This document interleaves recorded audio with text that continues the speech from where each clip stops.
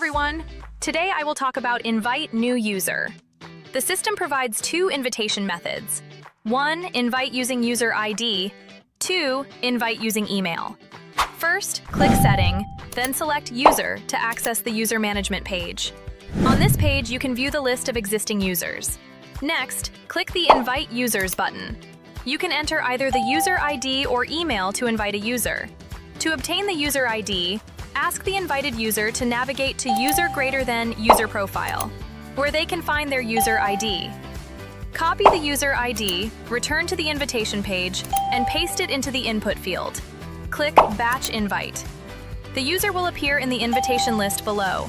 You may assign the appropriate role to the user, or delete the invitation if necessary. Once confirmed, click Send One Invitation to complete the invitation process. After the invitation is successful, the new user will appear in the user list. You may update the user's role or delete the user at any time. The invited user will be able to see the invite company database in their company list. To invite a user via email, click the Invite Users button. Enter the user's email address and click Batch Invite. The email will appear in the invitation list. Assign the appropriate role, then click Send One Invitation to send the invitation. If the email address has not previously logged into the system, the invitation will appear in the pending invitation list. If you want to cancel the invitation, you can click the Revoke button. The user must check their email and click the invitation link to complete the process. Unlike the user ID method, email invitations require user confirmation before access is granted. If the email has already been used to log in, the invitation will be processed immediately, similar to the user ID method.